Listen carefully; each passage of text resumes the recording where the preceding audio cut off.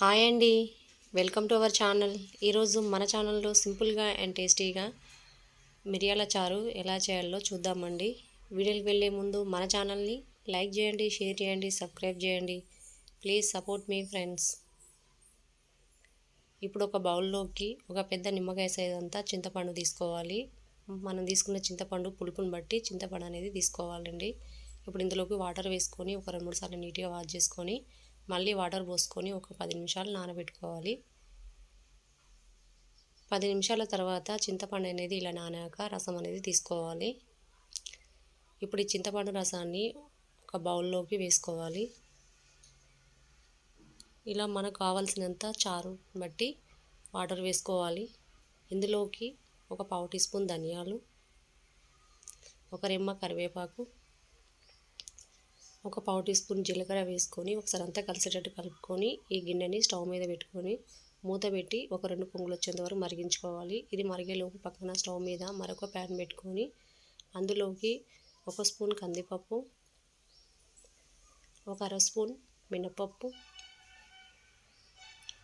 1 spoon వరకు ధనియాలు, 1 spoon జీలకర్ర, 1/2 టీ స్పూన్ మెంతులు, 1 స్పూన్ మిరియాలు వేసుకొని ఇవంతా బాగా కలుపుకుంటూ ఫ్రై చేసుకోవాలి. ఇలా మంచిగా ఫ్రై అయ్యాక వీటిని పూర్తిగా చల్లారనివ్వాలి. ఇవి పూర్తిగా చల్లారాక ఒక మిక్సీ జార్లో వేసుకొని మూత పెట్టి ఒకసారి గ్రైండ్ చేసుకోవాలి. ఇలా గ్రైండ్ చేసుకున్నాక ఇందులోకి ఒక 5 నుంచి 6 వరకు వెల్లుల్లి పొట్టుతోటి వేసుకోవాలి. మళ్ళీ మూత పెట్టి వీటిని కొంచెం కోర్స్ లాగా గ్రైండ్ చేసుకోవాలి.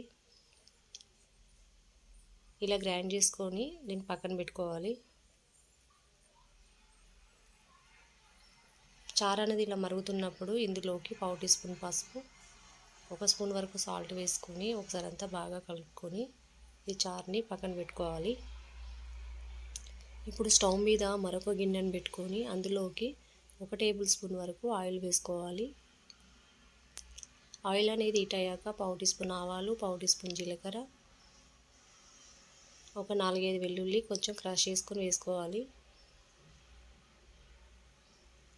ఒక 2 ఎండుమిర్చిని ఇలా కొంచెం చిన్న ముక్కలుగా కట్ చేసుకొని వేసుకోవాలి. ఒక 4 పచ్చిమిర్చిని సన్నగా పొడవుగా కట్ చేసుకొని వేసుకోవాలి. ఒక రెమ్మ కరివేపాకు, ఒక చిటికెడు ఇంగువ వేసుకోవాలి. ఇలా వేసుకున్నాక అంతా కలుపుకుంటూ బాగా ఫ్రై చేసుకోవాలి.